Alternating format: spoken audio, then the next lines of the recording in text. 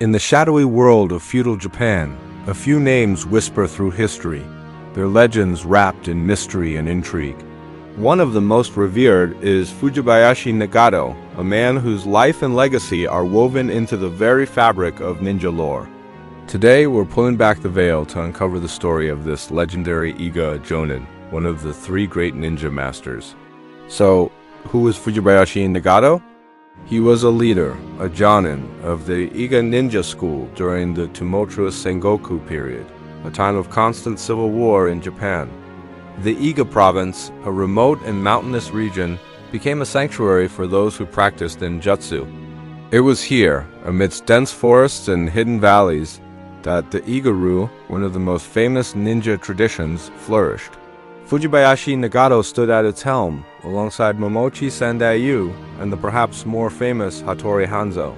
These three are often called the three great Jonin of Iga. Unlike Hattori Hanzo, who famously served the powerful Tokugawa Ieyasu and became a prominent figure in samurai history, Fujibayashi Nagato and Momochi Sandai-yu remained deeply rooted in the Iga community. They were the guardians of their land and their people. Their primary allegiance was not to a distant lord, but to the survival and independence of the Iga confederacy itself. This makes Nagato's story particularly fascinating. He wasn't just a spy or an assassin for hire. He was a leader of a self-governing community of shadow warriors. Life in Iga was unique. It was a kind of proto-republic in a world of feudal lords. The ninja clans operated with a degree of autonomy rarely seen elsewhere in Japan. Fujibayashi Nagato was one of the key figures who managed this complex web of families and traditions. His role as a Jonin meant he was a master strategist, a spy master, and a commander. He would have been responsible for assigning missions, gathering intelligence, and training the next generation of ninja. Imagine the weight of that responsibility, the lives of his shinobi and the fate of his homeland resting on his shoulders. The name Fujibayashi itself points to a significant lineage. The Fujibayashi clan was one of the three most influential families within the Iga school. Along with the Momochi and Hattori clans, they had their own territories, their own specialized techniques, and their own network of agents.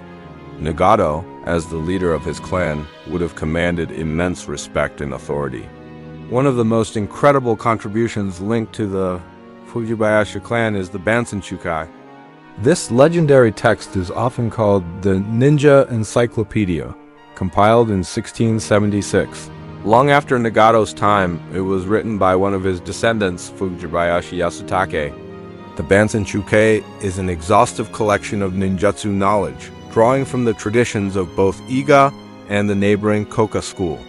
It covers everything from philosophy and strategy to the practical skills of infiltration, disguise, explosives, and psychological warfare. While Nagato himself didn't write the Bansen-shukai, it is a direct product of the knowledge he and his ancestors cultivated and passed down. It's a testament to the Fujibayashi clan's dedication to preserving the ninja arts. This book provides us with the most detailed look we have into the real world of the ninja, far from the superhuman characters we see in movies. It shows that being a ninja was less about magic and more about incredible skill, intelligence, and a deep understanding of human nature. So what happened to Fujibayashi Nagato and the Iga ninja? Their story takes a tragic turn with the Tensho Iga War. The powerful warlord Oda Nobunaga, who was on a mission to unify Japan under his rule, saw the independent Iga province as a threat. He couldn't tolerate a region that didn't bend the knee to his authority. In 1579, Nobunaga's son, Oda Nobukatsu, launched an initial ill-fated invasion of Iga. The Iga ninja, using their deep knowledge of the terrain and their mastery of guerrilla warfare, handed the Oda forces a humiliating defeat. This victory, however, was short-lived. It only served to enrage the elder Nobunaga. 2 years later, in 1581, Oda Nobunaga returned, and this time he was not taking any chances. He unleashed an overwhelming force, a massive army of somewhere between 40,000 to 60,000 soldiers, invading Iga from 6 different directions. The Iga ninja, numbering only a few thousand, fought with incredible bravery and ingenuity. They set traps, launched surprise night raids, and used every trick in their arsenal. Fujibayashi Nagato would have been at the heart of this desperate defense, leading his clan in a fight for their very survival. Historical accounts tell of fortresses and castles where the ninja made their last stands. Despite their skill, they were simply outnumbered and outgunned.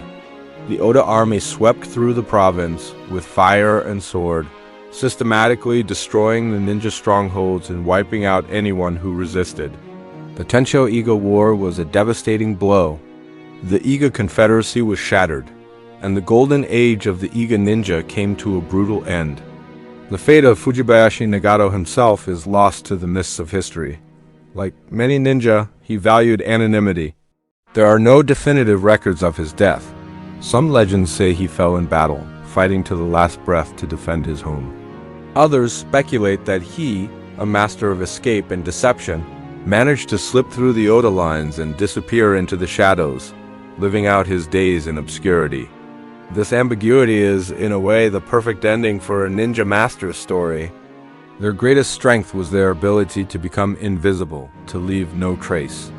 Fujibayashi Nagato's legacy isn't found on a grand monument or in a glorious tomb. It's found in the whispered tales of his leadership, in the resilience of the Iga spirit, and most concretely, within the pages of the Bansen Shukai, the treasure trove of knowledge his family preserved for posterity. After the fall of Eiga, the surviving ninja were scattered across Japan. Many, ironically, found employment with the very samurai lords who had once been their enemies, including Tokugawa Ieyasu, who recognized the value of their unique skills. The ninja arts didn't die with Iga. They evolved and were integrated into the new unified Japan. When we think of ninja, we often picture solitary figures in black pajamas.